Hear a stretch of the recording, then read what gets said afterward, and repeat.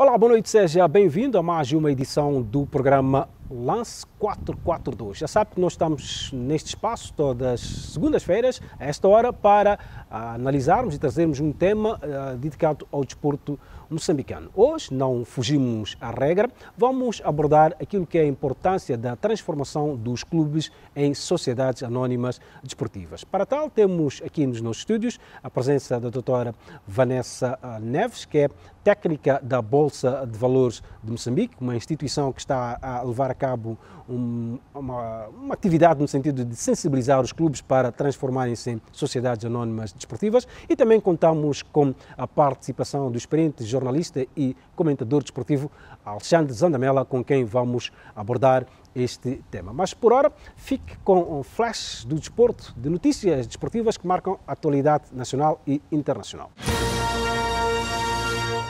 Stélio Craveirinha nasceu no dia 3 de março de 1950. Perdeu a vida no Hospital Central de Maputo, onde estava internado há mais de um mês devido a complicações de saúde.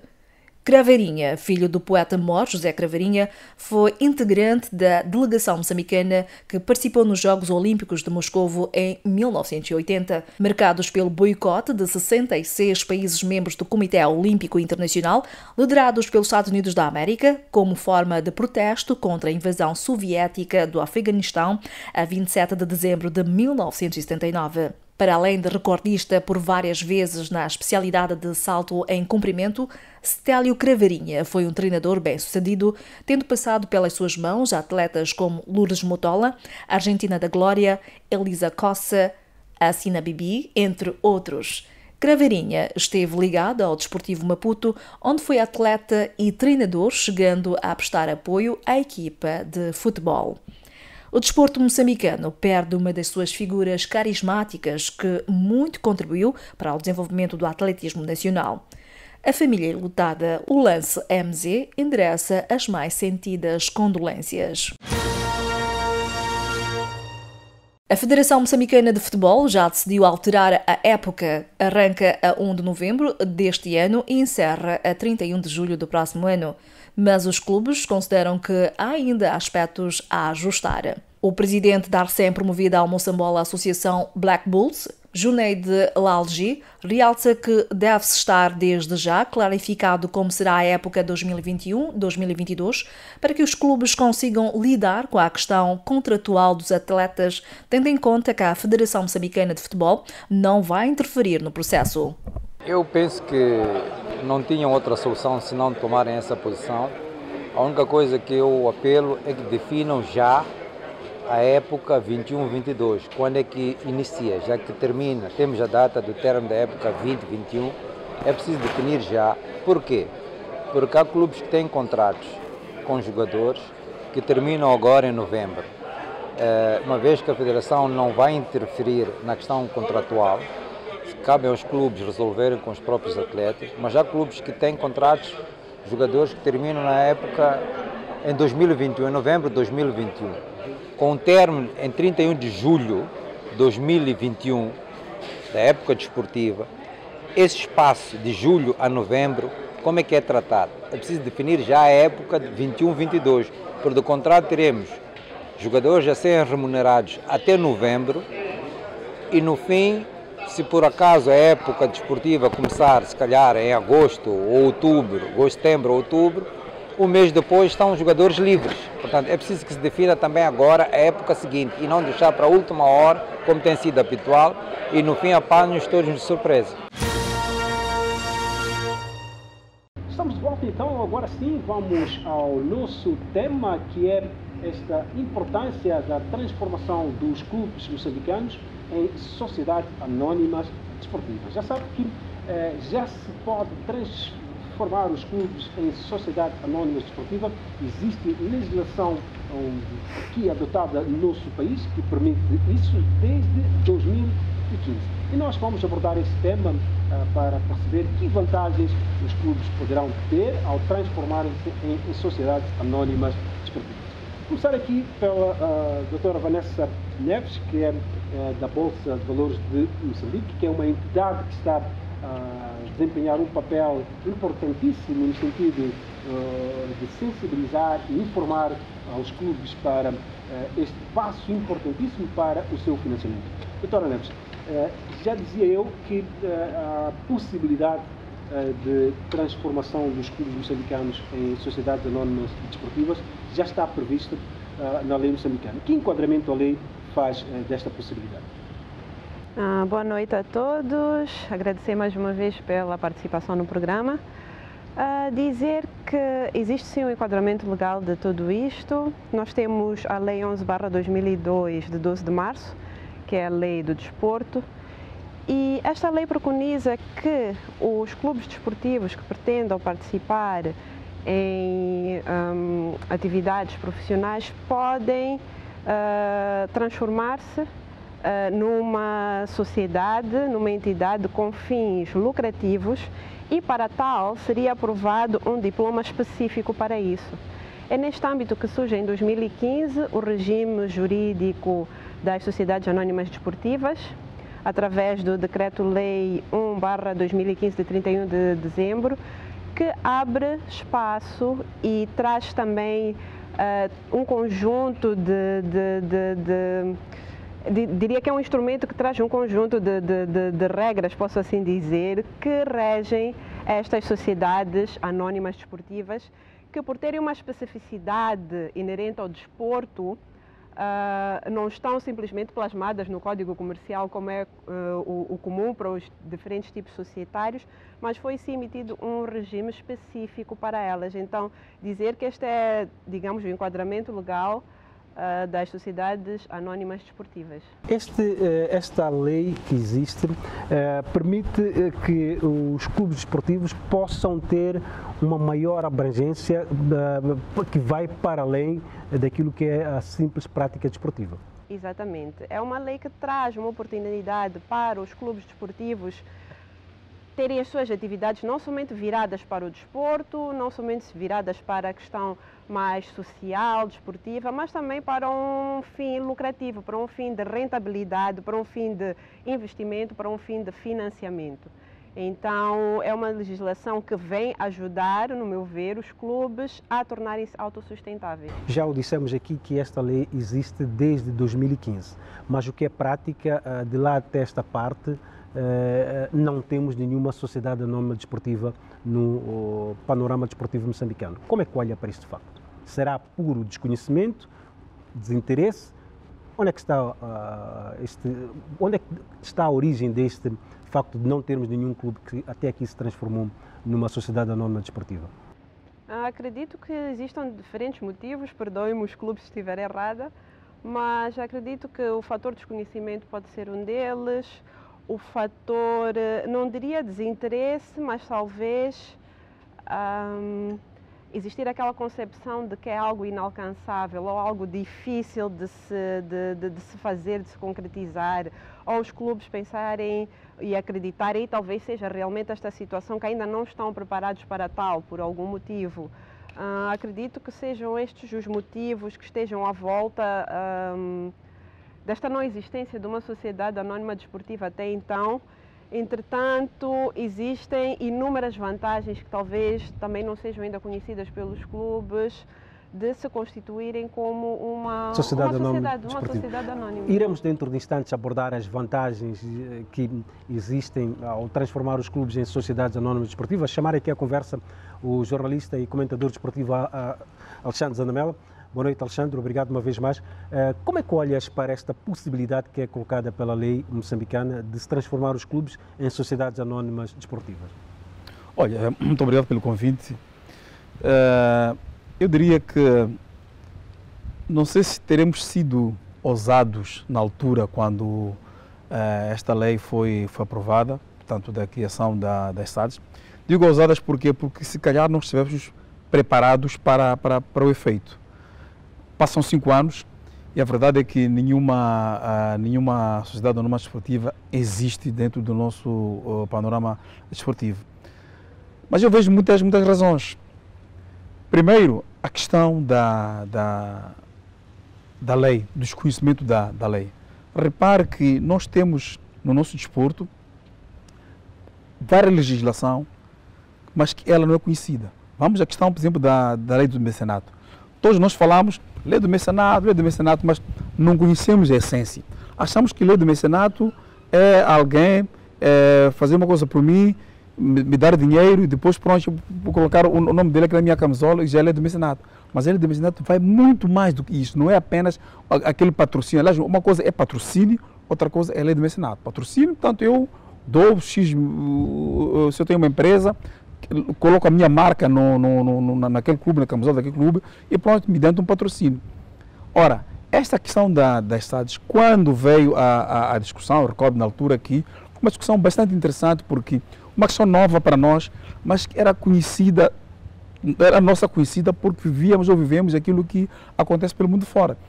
E repare que as SADs não é apenas o clube de futebol. Pode haver uma SAD do basquetebol, dentro do mesmo clube, uma SAD do basquetebol, do handball, do atletismo e por aí fora. Dependendo daquilo que for o interesse dos associados, ou dos associados, de quem de facto ativa esta questão da SAD.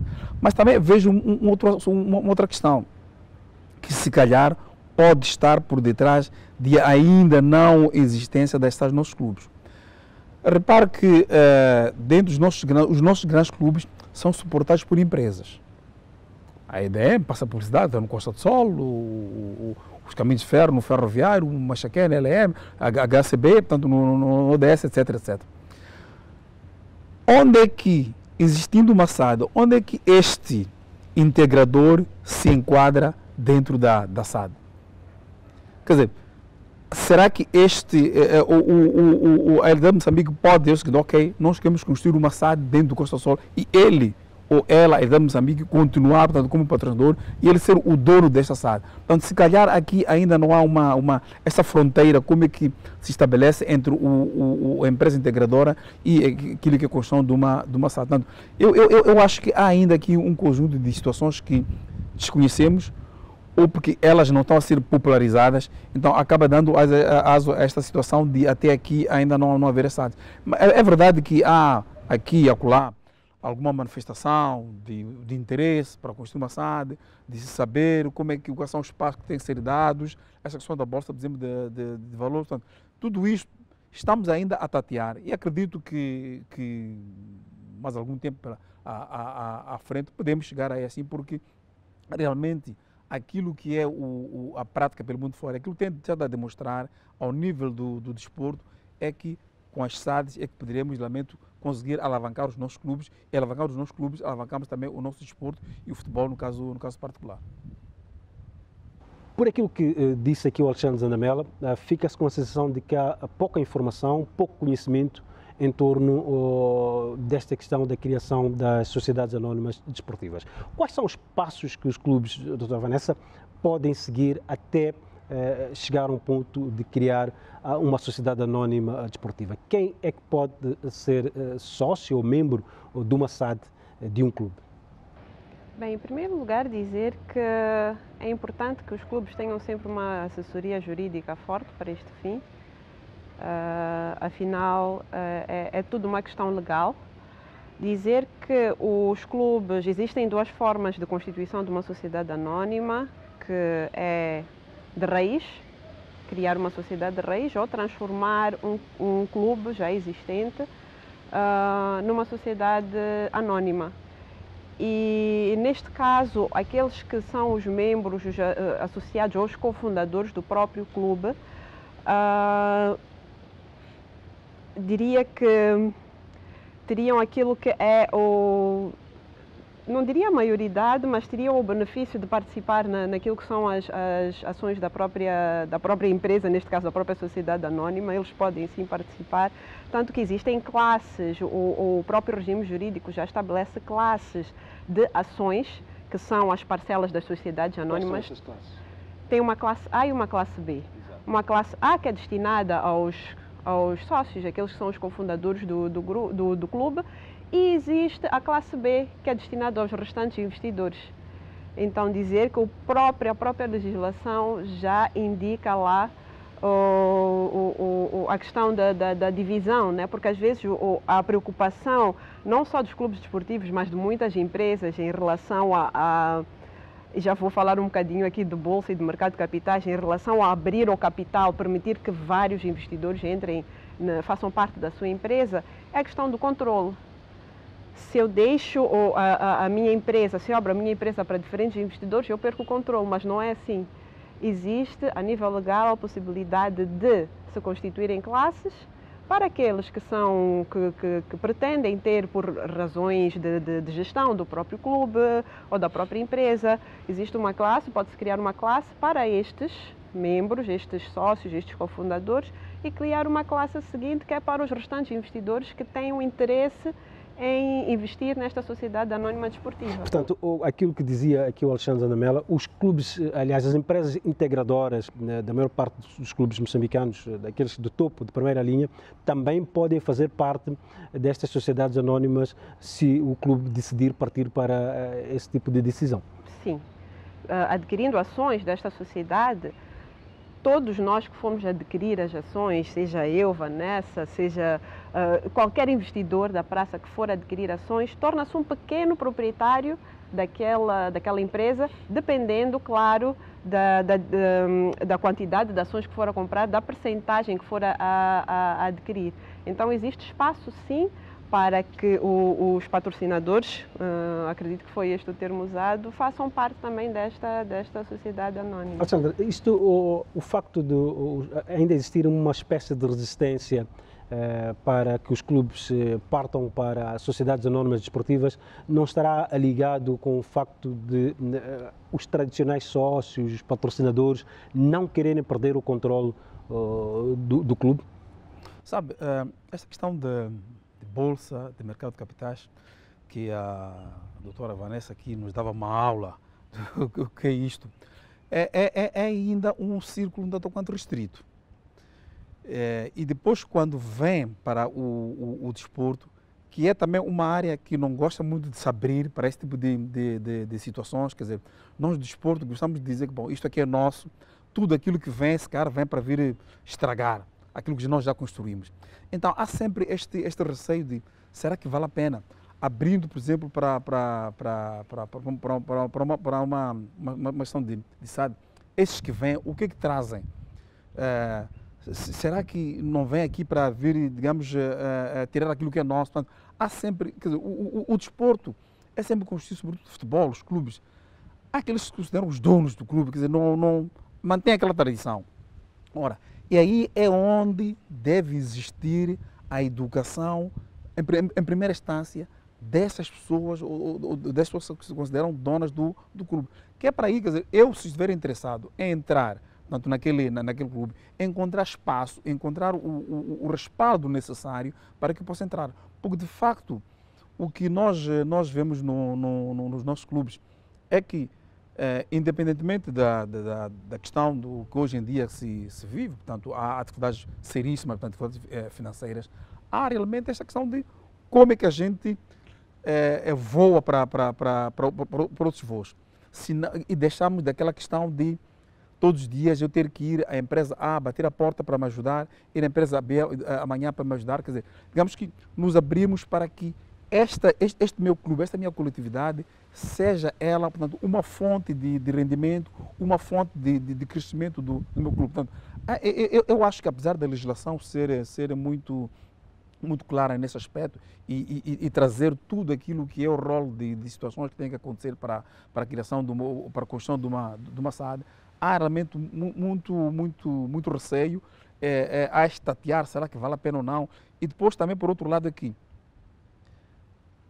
haverá, de facto, ao nível daquilo que são as grandes empresas, sobretudo essa questão a aparecer ultimamente, interesse para investir nos clubes na construção de uma SAD. Será que encontram no nosso dispor, nos nossos clubes, espaço suficiente para que se possa conseguir tirar aqui os seus benefícios? Os benefícios quais são? Os lucros. Será que há espaço para isso? Portanto, eu acho que primeiro nós do desporto precisamos de nos organizar, precisamos de mostrar àqueles que são potenciais investidores que sim, realmente estamos organizados e queremos partir para uma realidade dessa natureza. Doutora Vanessa, a Bolsa de Valores de Moçambique fez uma avaliação daquilo que é a atual situação dos clubes. Dessa avaliação, qual foi a principal conclusão que chegaram? Será que os clubes, já se sabe que os clubes moçambicanos são deficitários, quase que na sua maioria.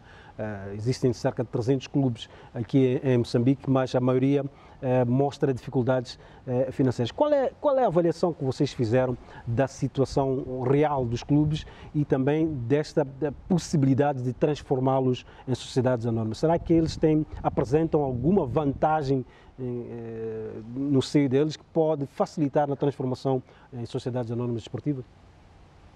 Bem, dizer que em relação à situação atual dos clubes, né, como já foi dito cá, não é favorável aos próprios clubes, principalmente na situação atual, nesta questão da pandemia, da Covid-19. Houve uma redução, acredito eu, daquilo que é o patrocínio dos próprios clubes. Em primeiro lugar, o desporto basicamente parou a nível mundial. Falávamos há pouco que o desporto é um dos setores que ficou completamente em lockdown. Exatamente. Aqui em Moçambique, neste tempo da pandemia. Da pandemia, exatamente, em Moçambique e no mundo. Acho que só recentemente já voltaram lá os jogos, não falo só de Moçambique, sim, mas falo a nível mundial. E pronto, temos assistido àquela situação que eu considero um bocadinho triste, de assistir um jogo de futebol sem plateia, sem aquele entusiasmo todo que estamos habituados. Perde-se com a bilheteria, porque não há adeptos, não há pessoas que estão lá. Mas falando na questão moçambicana em particular, os jogos pararam, as empresas patrocinadoras ressentem-se também desta crise, assim como qualquer outro agente econômico a nível de Moçambique e do mundo. E os clubes desportivos estão dependentes deste patrocínio, que já não existe, as próprias empresas estão em crise. Para tirar dinheiro para elas próprias está complicado, quanto mais para patrocinar os clubes. Não que não vá acontecer, mas existe uma certa retração. E os clubes desportivos, apesar de não acreditarem muito no seu potencial, algumas conversas que nós já tivemos, potencial eu falo no sentido de busca de financiamento, e questionam-se, mas quem estará interessado em dar-nos dinheiro? E a questão que eu coloco, que potencial é esse que identificaram nos clubes moçambicanos? Exatamente, é assim, os clubes moçambicanos têm os seus jogadores que são potenciais atletas, necessitam de formação. Eu recordo-me que participei de uma formação no ano passado na Beira, em que o INAD promoveu, e nós tivemos a oportunidade de participar como bolsa. E falava-se muito sobre esta questão da capacitação dos próprios atletas. Nós temos jovens capazes, entusiasmados e que querem praticar o desporto, querem elevar a nossa bandeira a nível nacional e mundial, e nós já vimos que nós temos vários atletas que nos estão a elevar a nível mundial. Entretanto, é necessário o treino contínuo, a capacitação do mesmo, é necessário fazer com que o local onde eles treinam estejam em condições. Falo dos estádios, falo das pistas, das quadras, o nome que for mais aplicável. E muitos clubes têm património valioso, entretanto não está a ser rentabilizado, não está a ser valorizado. E existe sim um potencial de... havia questionado o que é que os clubes, qual é a vantagem que nós vimos nos clubes, é que nós temos atletas, os clubes têm património, é preciso rentabilizar, entretanto, para fazer isso é preciso ter uma visão diferente, no meu ver, do que os clubes têm agora. Nós temos os clubes a funcionarem como associações esportivas que não têm fins lucrativos, o objetivo não é exatamente trazer dinheiro, rentabilizar, é praticar o desporto. Entretanto, se nós formos a olhar para este clube numa perspectiva mais rentável, numa estratégia mais de gestão, uma estratégia mais de rentabilidade, existe sim uma grande possibilidade, e quero aqui dizer que os clubes também têm que se esforçar, é preciso haver um plano, uma estratégia para atrair o investidor, para atrair o financiador, posso assim dizer. Então, existe sim, nós vimos que existe sim muita capacidade e muita possibilidade, não é por acaso que nós estamos a tentar puxar pelos clubes. Mostrar esta real situação. Exatamente, mostrar esta real situação e mostrar que é possível. Não estamos a dizer que é fácil, não estamos a dizer que é da noite para o dia, mas estamos a mostrar que existe essa possibilidade E queremos trazer aos clubes, aqueles que têm algum desconhecimento sobre o assunto, dizer, olha, existe esta lei, vocês podem se constituir e podem se tornar autossustentáveis e podem vir à Bolsa. Nós temos casos no mundo que já aconteceu isso. Clubes desportivos que se transformaram em sociedades, foram buscar financiamento ao nível do mercado de capitais e conseguiram se reerguer. Então... Zanabela, aqui a Bolsa de Valores indica-nos que há um potencial para explorar nos nossos clubes, no nosso desporto, até porque eu vou mais longe. Se Moçambique já conseguiu ter atletas como Eusébio ou Lourdes Mutola, que chegaram a grandes voos ao nível internacional, podem ser descobertos outros, mas para tal é preciso conferir, dar-lhes as melhores condições de preparação e, quiçá, esta pode ser uma saída.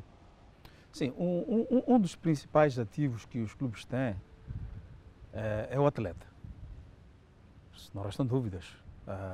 Se um clube, não é por acaso que a gente vê a nível da Europa, que os clubes se esforçam em formar, depois sabem o quanto é que vende aquele atleta. Sim. Um jovem, tem 18 anos, né? O Atsu. Fati, exatamente. Quantos milhões o Barcelona blindou aquele jovem? Quantos milhões de euros blindou aquele jovem? É um grande ativo este. E outro ativo que está sendo subestimado são as infraestruturas. Nós vamos reparar hoje que em muitos clubes, o que é que nós encontramos do ponto de vista de buscar alguma parceria? É encontrar um restaurante apenas. Não estou a dizer que o restaurante seja pouco, mas, quer dizer, subestimam, portanto, os dirigentes dos clubes subestimam, ok, um restaurantezinho, pronto, ponto final. Mas bolas, é possível encontrar outras coisas mais.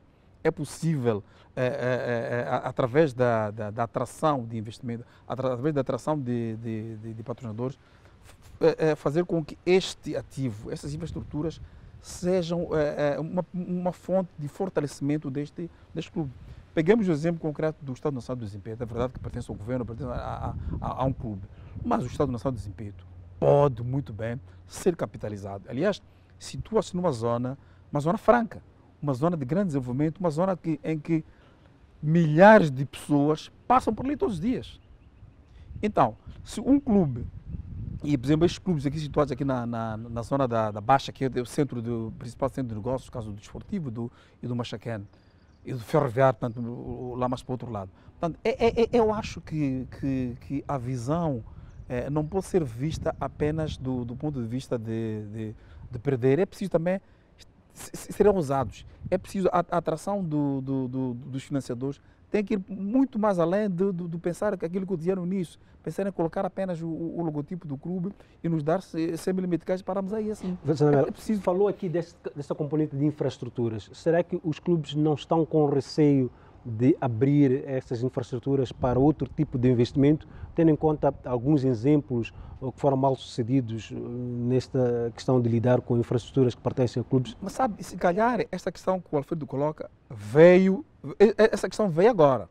Precisamos reparar a lei de 2015 e algumas situações ocorreram muito antes. Portanto, eu julgo que, sabe, se a gente vai estudar Machava. Eu conheço bem aquela zona, cresci ali no Infulane.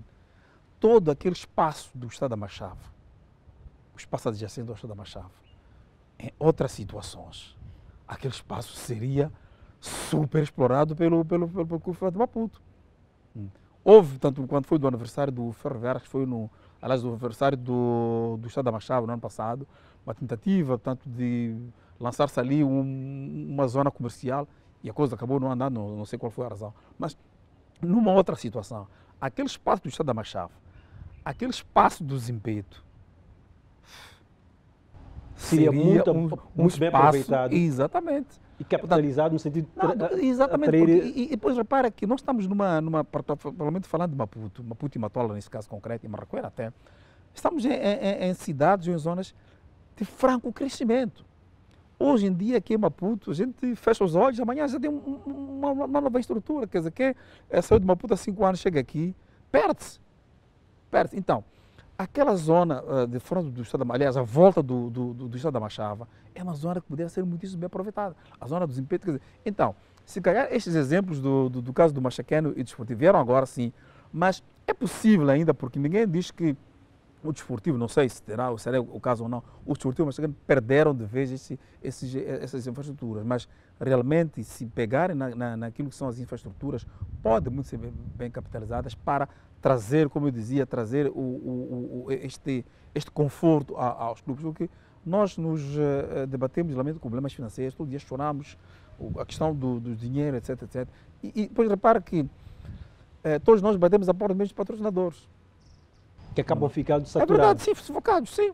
O indivíduo um jovem que quer lançar um livro, vai à empresa X pedir o dinheiro. Eu também amanhã, porque quero fazer uma exposição dos meus quadros de pintura, vou àquele sítio. O outro jovem quer lançar um CD, vai ali também. O atletismo quer fazer um campeonato nacional, vai ali. Quer dizer, as empresas também estão sufocadas. Sabe, quando muitas vezes as pessoas dizem que as empresas não ajudam, olha, este nosso desporto está assim como está, graças ao apoio que as empresas dão. É muito, é pouco, isso é discutível, mas graças ao apoio que as empresas dão. Não teríamos o Moçambola, não teríamos. Não teríamos a Liga Moçambicana de Basquetebol, não teríamos os vários campeonatos e várias modalidades aqui neste país. Portanto, aquilo que as empresas dão, o esforço que as empresas fazem, dentro das suas dificuldades, nós temos que saber valorizar isso, porque é o suporte, neste momento o suporte do desporto reside nas empresas. Aquilo que o Estado dá-se senhor, mas é insuficiente, faça as múltiplas coisas que o Estado dá, que o Estado tem que também abrir mão.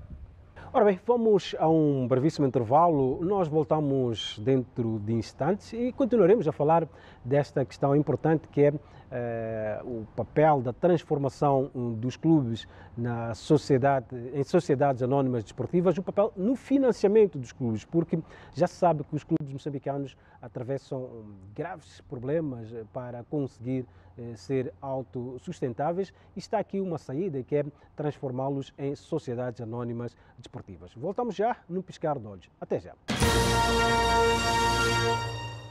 Estamos de volta ao Lance 442 e o tema principal desta nossa edição é a importância da transformação dos clubes moçambicanos em sociedades anónimas desportivas, no sentido de encontrar linhas de financiamento do desporto moçambicano. E estamos aqui à conversa com Vanessa Neves, técnica da Bolsa de Valores de Moçambique, e Alexandre Zandamela, jornalista e comentador desportivo com uma larga experiência. Doutora Vanessa, falámos aqui daquilo que é a legislação moçambicana e também do potencial que existe nos clubes moçambicanos. Eu gostaria de perceber um pouco esta questão do desenvolvimento do desporto moçambicano através da capitalização bolsista. Como é que isto pode ser feito? Talvez fazer assim uma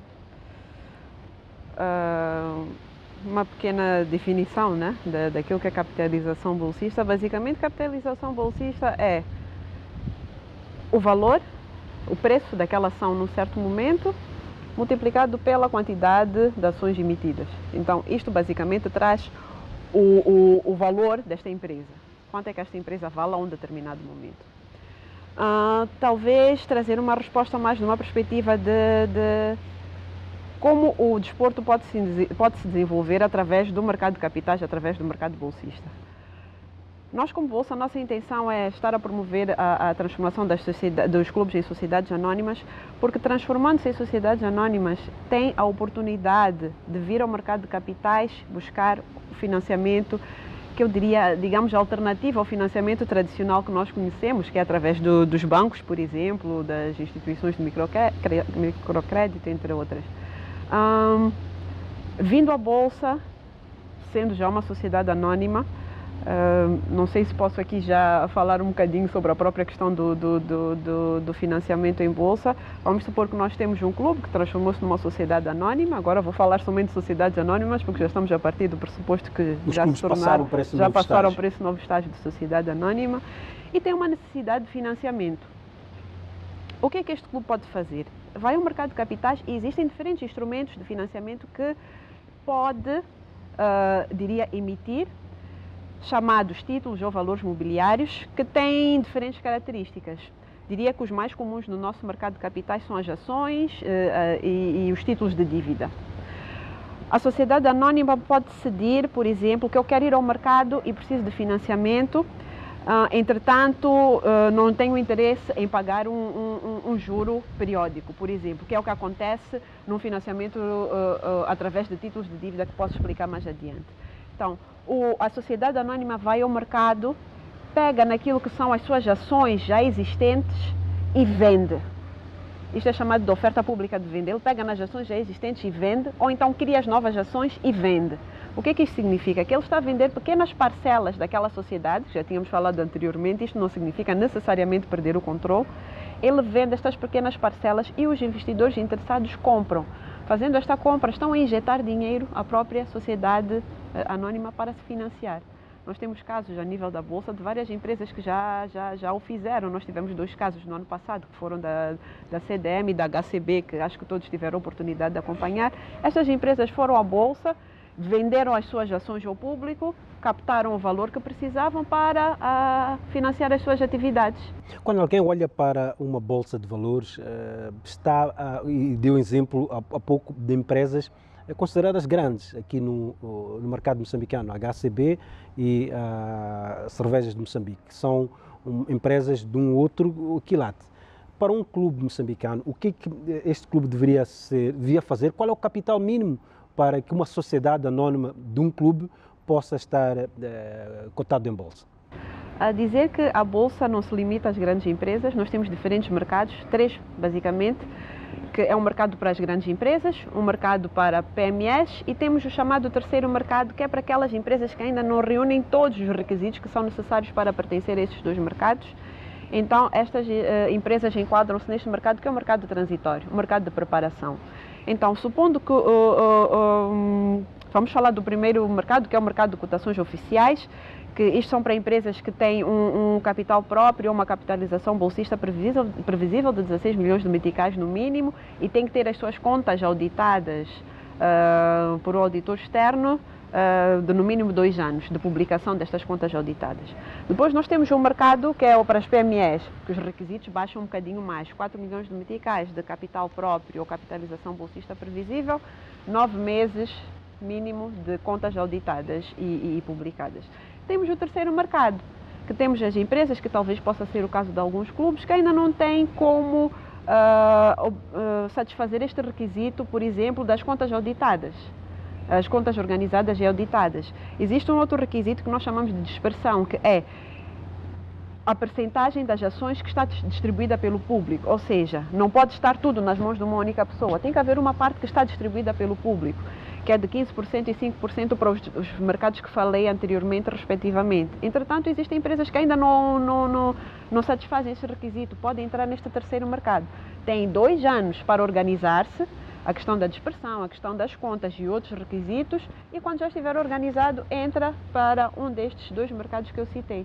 Então, dizer que, por mais que não obedeça a alguns requisitos, ele pode pertencer a um terceiro mercado, estará em bolsa, estará a beneficiar das vantagens em bolsa, entretanto vai se organizar para entrar nos mercados citados anteriormente. Alexandra Namela, pela explicação aqui que acabamos de receber da doutora Vanessa, claramente há espaço aqui para que os clubes bem organizados possam beneficiar daquilo que são as vantagens de estarem neste tipo de mercado. Bom, primeiro gostaria de congratular este entrelaçamento entre o governo, através da Secretaria de Estado do Desporto, e a Bolsa de Valores de Moçambique, justamente para poder trazer ao desporto, ou despertar a nós os desportistas, que afinal de contas esta questão da Bolsa, essa questão da SAD, cuja legislação está aí dormente, não é uma coisa do outro mundo, não é uma coisa da HCB, não é uma coisa da EDM, portanto, é uma coisa que é possível, porque de facto o maior problema qual é? Que é que nós dizíamos, a questão de saber como interpretar a legislação, essa legislação ser difundida, aquilo que a Bolsa, eu conversava com a doutora Vanessa antes do início do programa, que bom, uma das coisas que a Bolsa de Valores está tendo nos últimos tempos é que ela está a sair, portanto, do seu escritório, justamente para poder divulgar, para se divulgar e divulgar aquilo que é realmente, o que é isto de Bolsa de Valores de Moçambique. Ora, trazendo este passo para o desporto, é importante também que este tipo de conhecimento seja estendido do desporto, porque senão fica a sensação de que uma bolsa de valores é apenas para as grandes empresas. E não restam dúvidas que o exemplo que aconteceu, portanto, no ano passado com a CDM e a HCB, é um exemplo claro de que, afinal de contas, é possível, eu como cidadão comum, posso ser sócio de uma grande empresa, dependendo daquilo que é o meu valor, portanto, para poder adquirir um título, uma ação, não sei como é que se chama, portanto, naquela empresa. Ora, um clube, a partida tem sócios.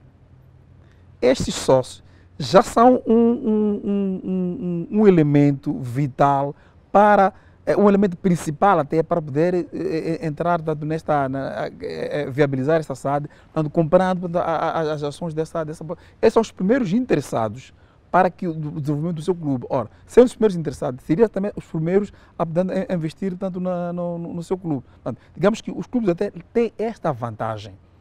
Porque uma empresa, tirando os seus trabalhadores, se calhar, o que é que me interessa, por exemplo, dizer que, olha, uma empresa está aí, portanto, a vender as suas ações, bom, o que é que não me interessa? Mas agora, se é o meu clube, em que eu sou sócio, ou mesmo simples adepto, portanto, a visão é outra. Quando a doutora Vanessa falava da dispersão das ações, aí podem entrar os sócios, os atuais sócios que também podem participar na sociedade anônima. Não restam dúvidas.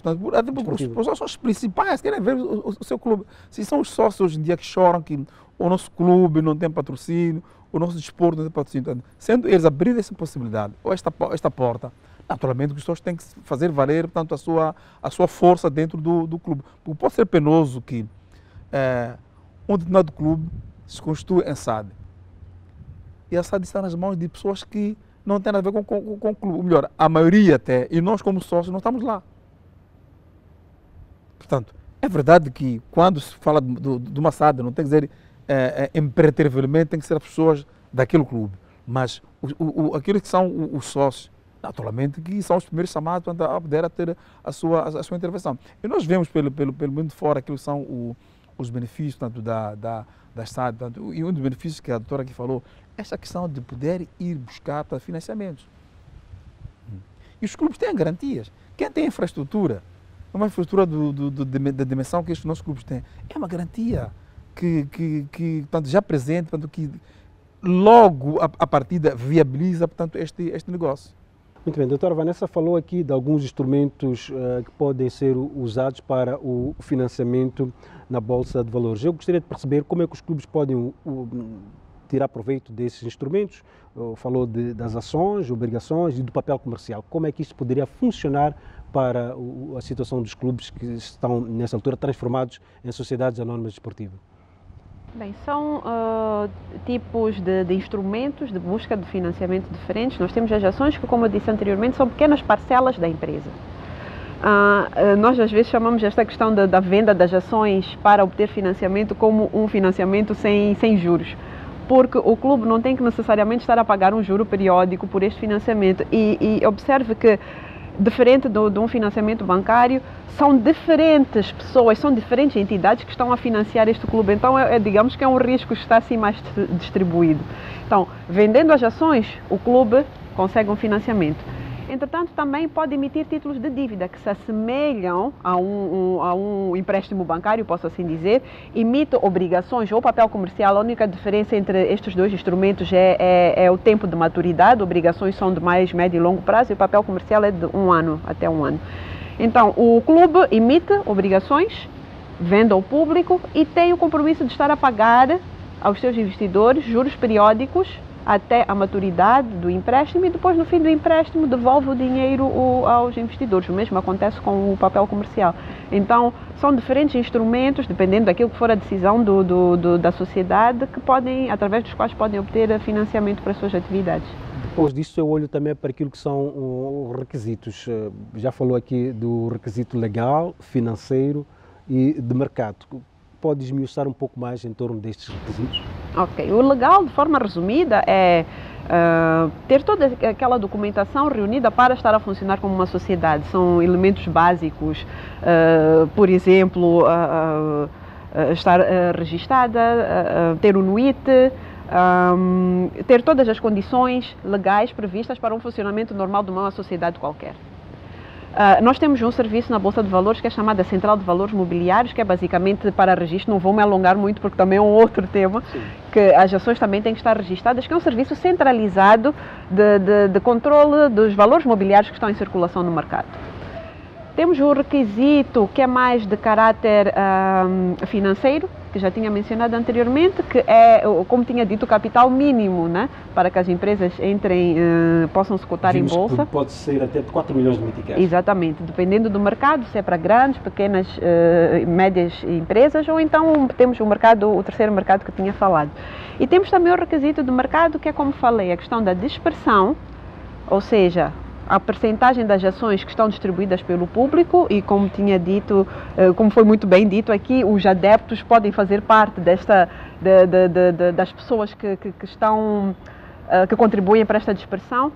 E também tem a questão de estas ações que vão ser cotadas em bolsa, porque não precisam cotar todas elas, as ações que vão ser cotadas em bolsa têm que ser livremente transmissíveis, porque a intenção de uma bolsa qual é promover a liquidez do título, ou seja, compra e venda, compra e venda. Aquele adepto ou aquele investidor investiu na sociedade anónima, mas não precisa ficar necessariamente com aquele título para a vida toda.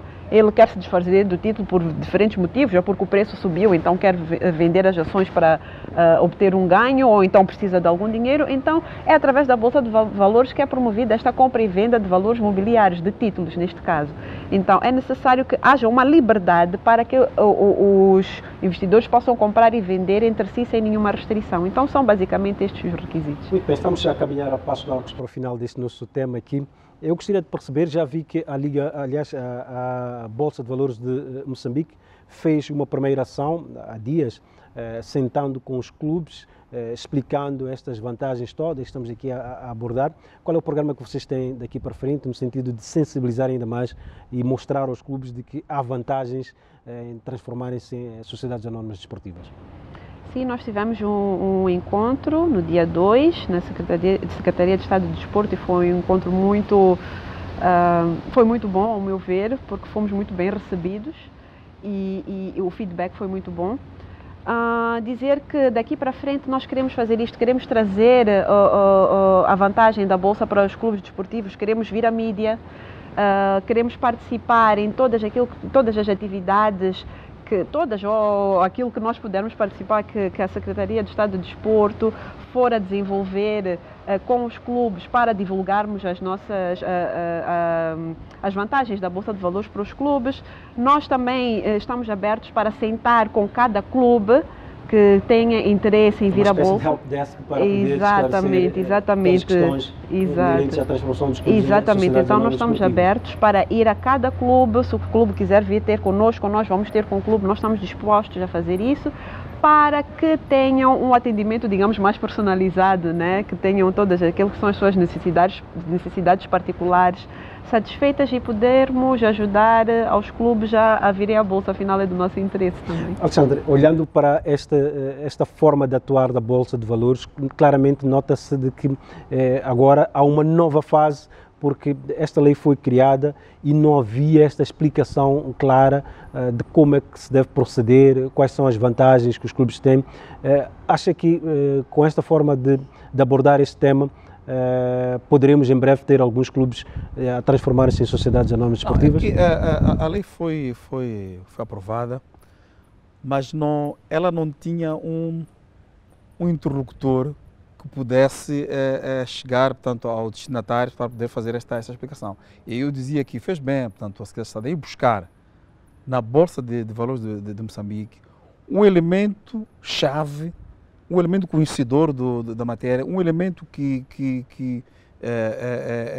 pode servir de padrinho, entre aspas, né? Portanto, para a entrada, para a construção das SADs. Portanto, é uma nova abordagem, é uma abordagem extremamente positiva, é uma abordagem que desperta a todos nós, que afinal de contas, esta questão da SAD não é um bicho de 7 cabeças. Olha, eu vou dar um exemplo. Em Portugal, quando começou esta questão da SAD, o basquetebol português ganhou muito com isso. Os Benficas, os Portos, os Belenenses, os Portos, etc., conseguiram construir as SADs de basquetebol de basquetebol. E foi nessa altura que o basquetebol português conseguiu dar um grande salto. Por quê? Porque realmente aquilo que era, digamos que essas modalidades vistas como parentes pobres dentro do clube, conseguiram também, através da SAD, digamos, se robustecer. E está aí o resultado. Portanto, eu penso que agora, portanto, dizia, com esta relação que está a se estabelecer entre a Secretaria de Estado e a Bolsa de Valores, vai ser muito útil e oxalá os clubes também adiram a essas iniciativas e apareçam, portanto, quando há encontros dessa natureza, para que possam saber realmente o que é isto de construção da SAD, o que é isto de bolsa, porque, bom, muitas vezes nós ouvimos estes termos e achamos que assustamos-nos para outras pessoas. Muito bem, para terminar, doutora Vanessa, algo mais gostaria de acrescentar em torno deste tema? Talvez reforçar o que já vinha dizendo, que nós como Bolsa de Valores estamos abertos a conversar com os clubes, todas as questões que tiverem relativamente a nós. Temos uma equipa que foi constituída, entretanto toda a Bolsa está por detrás da equipa constituída, temos diferentes áreas, nós temos um gabinete, posso assim dizer, de apoio aos investidores, temos um gabinete de apoio às empresas e estamos abertos para qualquer dúvida, qualquer questão, qualquer evento que julguem necessário que nós participemos para promover esta questão da transformação dos clubes em SADs e trazê-los ao mercado de capitais e à Bolsa de Valores de Moçambique. Obrigado, doutora Vanessa. Antes mesmo aqui de despedir-me do Alexandre Zandamela, é óbvio que não podemos deixá-lo aqui sair sem falar daquilo que é a atividade desportiva nacional. Alexandre, estamos numa semana que inicia hoje segunda-feira, amanhã terça-feira, temos um jogo importante da Seleção Nacional de Futebol, Mambas, diante de Angola, inserido neste quadro de preparação para o duplo confronto com a Seleção dos Camarões. Qual é a antevisão que faz deste jogo, olhando também um pouco para aquilo que foi a prestação dos Mambas diante da Guiné-Bissau? Bom, olha, na forma como a nossa seleção jogou diante da Guiné-Bissau, foi notória, bastante notória mesmo, a questão do desnível competitivo. Os jogadores que atuam no campeonato moçambicano, no Moçambola, viu-se claramente que até foram a maioria, dentro do 11 que é escalado pelo seleção nacional, terão sido a maioria, viu-se claramente que há aqui um grande nível, portanto, do seu ritmo, portanto, ainda não estão, e com toda razão. Internamente ainda não há nenhuma competição e clubes já que nem sequer começaram a treinar. Portanto, depois de uma paragem bastante longa, desde fevereiro, portanto, começamos a parar, portanto, as competições foram em março, portanto, até agora, portanto, é muito tempo e isso pode ser pernicioso para um atleta. Ora, eu penso que eu não vou buscar muito o resultado, apesar de achar que o resultado é importante, primeiro porque nos anima. Anima qualquer jogador. Ganhar faz sempre bem. E faz sempre bem. E tratando-se de uma data FIFA, há a questão do ranking. E aqueles que gostam, de facto, de estar bem posicionados no ranking, independentemente de jogarem bem ou não, mas gostam de estar bem posicionados. Mas eu acho que o jogo com a Guiné terá feito bem ao treinador para poder ver, avaliar sobretudo os jogadores que atuam internamente. E viu-se que há a questão física. Mas depois, quando se fala da questão física, coloca-se uma outra pergunta. Quem tem que cuidar desta questão física? Será o treinador nacional? Não, isso é trabalhado nos clubes. Nos clubes. E teremos tempo, depois do regresso da seleção, portanto, do estágio, teremos tempo para até o primeiro jogo com a Costa Marfim, com os Camarões, será que teremos tempo para que se trabalhe de facto nessa questão física? Portanto, é uma tarefa muito árdua, portanto, que o treinador tem pela frente, o jogador nacional, assim como os clubes quando eles forem os jogadores para regressarem. Eu acho que este jogo diante de Angola é um jogo que também os angolanos encaram, portanto, com certa responsabilidade, porque vai ser o segundo jogo que vão fazer, portanto, jogaram, portanto, no domingo com a Guiné-Bissau e vão jogar, portanto, amanhã com Moçambique. Portanto, e estando, portanto, as três seleções nesta preparação, portanto, para os seus compromissos em relação ao CAN, há esta pressão de querer fazer bem, mas nem sempre a pressa, eu costumo dizer que a pressa é inimiga da perfeição. E dentro desta constituição da equipa, ver quem é quem, não é fácil para um treinador tendo estes equilíbrios. Nós vimos realmente que os que estão fora têm um certo estágio de forma, os que estão dentro do país têm outros estágios. E mesmo esses que estão fora, alguns ainda não começaram, portanto, a jogar pelos seus clubes. Eu penso que é uma tarefa muito árdua e bastante pesada para o selecionador, mas eu espero que estes 2 jogos sirvam para que em menos de um mês nós tenhamos uma equipa que esteja à altura de enfrentar os Camarões. Mas os Camarões também dizem a mesma coisa, se calhar. Gostaríamos de ter uma equipa que esteja à altura de enfrentar Moçambique. Pois, porque a paragem afetou a todos. Afetou a todos. É verdade que em relação aos Camarões, vimos isso com a Guiné-Bissau. A Guiné-Bissau vai buscar 12 jogadores que atuam fora. Não há nenhum jogador ali, portanto, se calhar os guarda-redes, não sei. Não há nenhum jogador, portanto, que esteja a atuar no campeonato guineense. Portanto, o ritmo é outro. Mas nós temos jogadores que atuam. E Moçambique ainda não pode constituir um 11 totalmente dos jogadores que alinham no estrangeiro. Muito obrigado, Alexandre Zanamela. Muito obrigado, Vanessa Neves, por participarem neste nosso programa e abordarmos aqui temas importantes para o desporto moçambicano. Como sabe, este programa também serve para elevar aquilo que são os desportistas moçambicanos. Por isso, vamos conhecer a estrela da semana. Olá Moçambique, sejam todos muito bem-vindos à rubrica Estrelas do Desporto aqui do programa 442. É neste espaço onde vamos sim conhecer os melhores atores do desporto em Moçambique e hoje não será diferente, eu recebo uma das principais referências de vela e não é à toa que ela está qualificada aos Jogos Olímpicos. Deise, bem-vinda ao nosso programa. Olá, boa tarde, muito obrigada pelo convite e já agora dizer muito obrigada também por dizer que eu sou uma estrela, né? Claro que és uma estrela. Não é fácil ir aos Jogos Olímpicos, não é? Estar qualificado aos Jogos Olímpicos. Tens dúvidas que és uma estrela?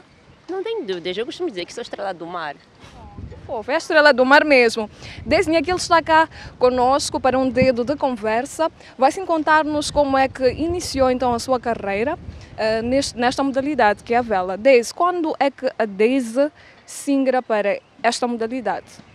Então, eu comecei a velejar com 9 anos. O coach Ernesto convidou-me para treinar. Então, convidaram algumas crianças da Escola Triunfo. Eu ainda morava na Costa do Sol e estudava no Triunfo. Convidaram algumas crianças para fazer natação, não vela. Então, como toda criança, eu gostava muito do mar e queria mesmo fazer natação. E eu aceitei. Então, eu fui falar com os meus pais. Os meus pais concordaram e vim com minha mãe para uma breve reunião com os dirigentes do clube, né? Então eles disseram que nós íamos fazer natação, não falaram nada de vela para os nossos pais. Eu acho que era mesmo para não assustá-los. Então eu comecei a fazer natação. Quando eu passo natação, eles dizem, vocês vão passar para a vela. Eu fiquei tipo, eu vim aqui só para nadar e me divertir com as crianças, não para fazer esse de vela e ir lá no fundo. Ok, eu gosto do mar, estar ali perto, porque eu cresci mesmo ao pé do mar, mas agora estar lá no fundo, desculpa, eu não quero. Mas também eu acho que está tudo relacionado, não é? Porque para fazer vela também tem de ter algum domínio na natação, senão um acidente, assim como é que a Deise vai sobressair? Por acaso sim, mas quando falam de natação eu pensei que eu podia ser uma nadadora, não uma velejadora. Vamos fazer natação. Eu nunca tinha ouvido falar de vela, eu só via simplesmente pescadores. Então, falando de vela, tá bem, como tinha umas crianças, meus colegas, começamos a fazer vela e eu não gostei quando fizemos uma travessia para a Chifina. Não, era tipo para outra ilha, então íamos para uma ilha. Eu fiquei, e todas as outras crianças conseguiram. Eu no meio do mar, eu olhei para os cantos, eu estou sozinha, eu disse, eu não quero mais isso, eu vou para a minha casa, tchau. E eu voltei e meu treinador zangou comigo, disse, já não volta mais para aqui. E eu voltei para a minha casa e disse, eles são muito maus, eles fazem entrar com chuva, vento forte, ainda ficar lá no fundo, eu não quero mais. Minha mãe disse, sim, eu te apoio, minha filha, aquilo não é para ti, tu não podes sofrer, vais ficar aqui em casa. Eu fiquei, claro, boa, minha mãe é super. Mas, portanto, a Deise nunca teve assim tanta paixão por vela. A estrela Deise está aqui a revelar-se, nem sempre amou vela, a modalidade que pratica. Portanto, o que influenciou a Deise a praticar? Então, ninguém, não influenciaram. Meu pai obrigou-me. Sério? Sério. Como é que chama o pai? Justino. Tio Justino, não, mas foi bom, não é? Foi bom e de certeza que a Deise não arrepende-se, porque é uma valia não só para a sua vida pessoal, mas também para todo o nosso país. Por acaso sim, por acaso agora eu sei dizer, pai, muito obrigada, mesmo. Então, meu pai voltou do trabalho e eu informei ele também, tipo, eu não quero mais treinar e minha mãe concordou, então não vamos mais treinar. Meu pai olhou para mim e disse, amanhã vais acordar e vais treinar. E eu fiquei tipo, eu não vou treinar, a chorar. E de manhã ele, senhora, treine. Minha mãe, ela não vai treinar, lá estão a castigar minha filha. E ele, não, ela vai treinar sim. Sabes como está a Lourdes Mutola hoje? Sabes que um dia ela pode ganhar uma bolsa, sabes que a vida dela pode mudar um dia. E hoje eu percebo tudo isso, então eu voltei a treinar. Eu treinava por obrigação mesmo, vinha para o clube e treinava. Com raiva do meu pai, eu tinha de voltar. Eu queria brincar com tipo, meus amigos. Ah, não podes mais brincar, não podes fazer mais nada. Minha família, ah, tu não vês mais passar férias. Não... tipo, minha vida parou desde os meus 9 anos até agora, zero família. Não? Então, desde os 10 anos dedicou-se a esta modalidade, já passa muito tempo. Sim, já passa muito tempo. 11 anos de carreira é muito. E neste momento, qual é o sentimento do papá? Certeza que está muito orgulhoso, né? Ele hoje olha para mim com muito orgulho e diz, olha onde tu estás, minha filha, olha tudo que tu conseguiste, olha o mérito que tu tens. Ele diz assim para mim, olha, eu saio nos jornais agora e todo mundo fala meu nome, todo mundo me conhece. Sites desportivos, a Deise está lá sempre em destaque. Sim, sim. Então, eu ainda pesquiso no tipo Google, né? Meu nome e aparece bibliografia da Deise, aparece o nome dos meus pais. Então, é gratificante para qualquer um mesmo. Eu queria mesmo agradecer a ele por não ter escutado naquele dia e não ter escutado minha mãe, né? Muito bem, e como é que foi para a Deise esta mudança de rotina? Era criança, tinha 10 anos, mas começou a ser uma estrela, não é? Como é que foi para si na infância? Então, na infância, sinceramente, eu não entendia nada antes de ganhar. Então, quando eu só treinava mesmo por obrigação e continuei a fazer vela, mas para subir avião. Conhecer um país e brincar com outras crianças diferentes, bom. E dizer, eu comi aquilo diferente, voltar à escola, colegas, eu fiz isso. Mas quando eu ganhei, eu percebi que não, nós não éramos crianças, era só a idade. Mas quando estamos no mar, quando estamos a competir, parecemos autênticos adultos, responsáveis.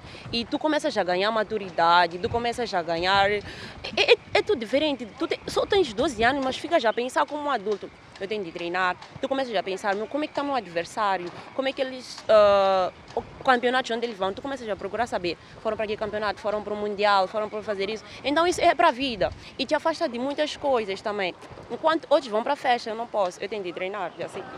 Enquanto outras crianças... Tem de treinar, desculpa interromper, tem de treinar, tem de seguir a alimentação e muita coisa, não é? Muita coisa mesmo, principalmente agora que eu estou na classe olímpica, onde tens o nutricionista, tens a faculdade também, que é pior, tens a faculdade, tens a alimentação, tens o gym, então é tipo muita coisa e tu tens de te organizar. Isso é bom, se tu consegues te organizar aqui no desporto, na vida também. Portanto, só vantagens, a vela só trouxe vantagens para a tua vida. Vantagens, muitas, por exemplo, eu não tive aquele tempo da adolescência, aquela confusão dos pais, filhos de adolescentes, confusão, quer sair, quer fazer o quê?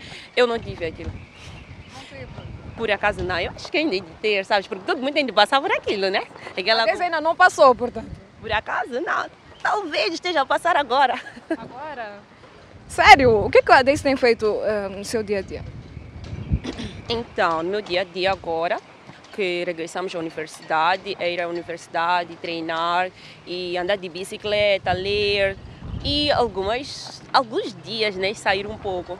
O que a Deise costuma fazer nessas saidinhas? Para onde a Deise vai? Porque agora não tem nenhuma festa, não é? Estamos em tempos da pandemia. O que a Deise faz? Por acaso costumo ir para alguns restaurantes ou karaokê com a família ou irmãs, amigos, jogar Uno, então costumo fazer esse tipo de coisa.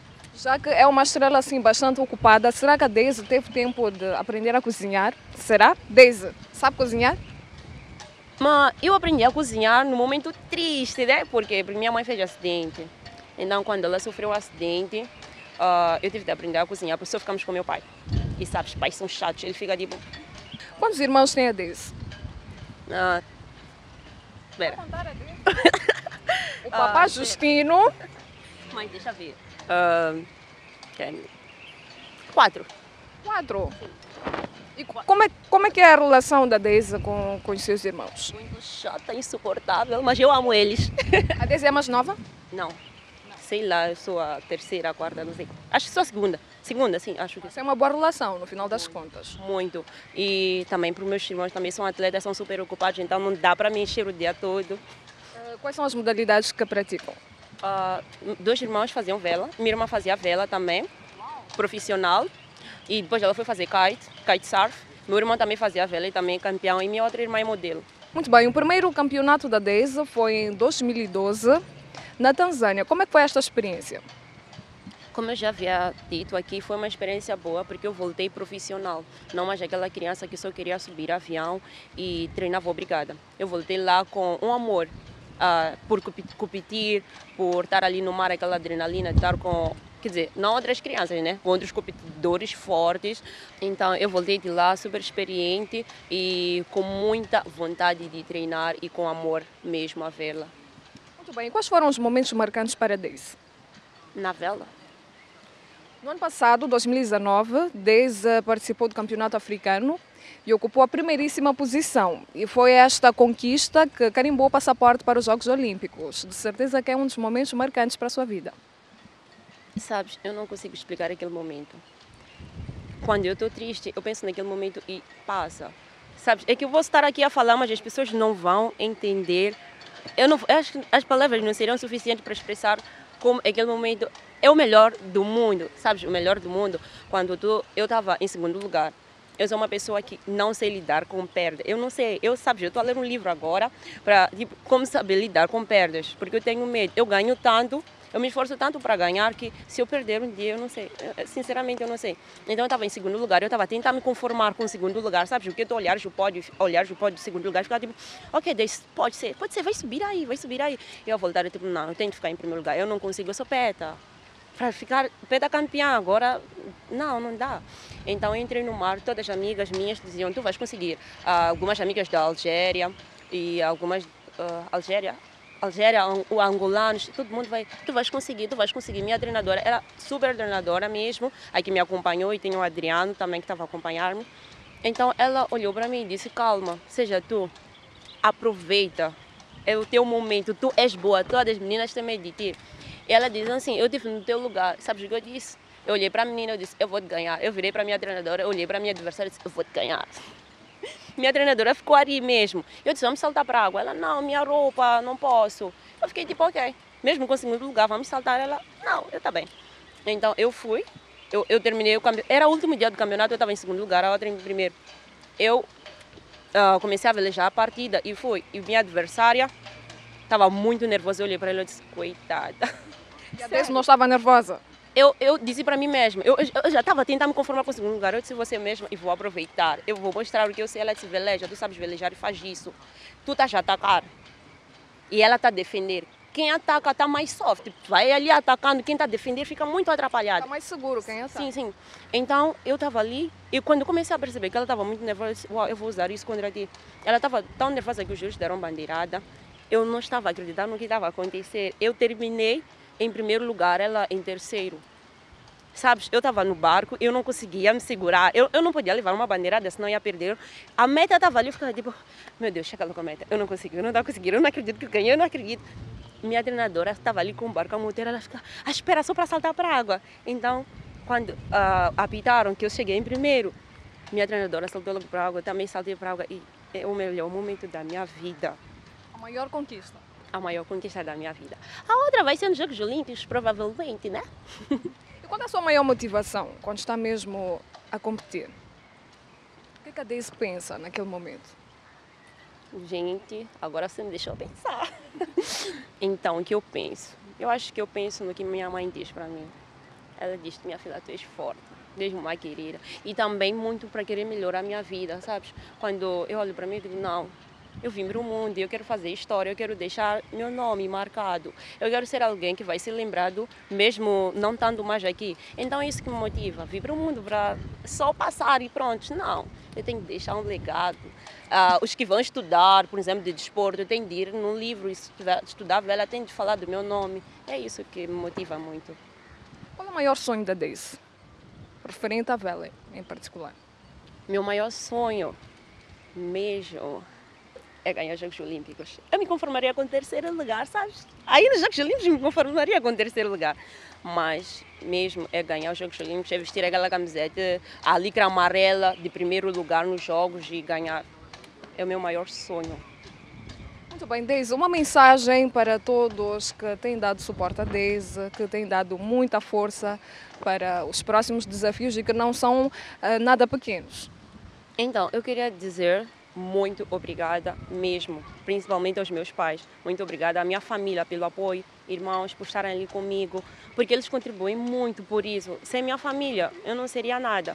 E também sem os meus colegas, sem o clube, sem a federação. Então, quero dizer, desde já, muito obrigada à minha família, muito obrigada aos atletas, meus colegas, que, na verdade, são eles que fazem a Deise.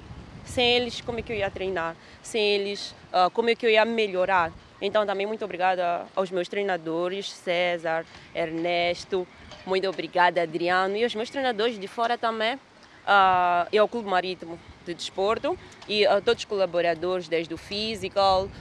Muito obrigada mesmo. O que seria da Deise sem o Clube Marítimo? Nada. Ser uma estudante normal e só. Acho que sim. Muito bem, obrigada Deise, e assim foi a nossa rubrica Estrelas do Desporto aqui no programa 442. Para a semana nós estaremos de volta com mais uma estrela. Até lá, continue-se ligado aqui ao nosso programa e neste momento vou assim passar a palavra ao Alfredo Júnior, que se encontra em estúdio. Até para a semana. E assim conhecemos mais uma estrela do desporto moçambicano e nós marcamos desta forma o ponto final do programa Lance 442 e nós voltaremos a estar consigo daqui por mais 8 dias. Boa noite e até a próxima.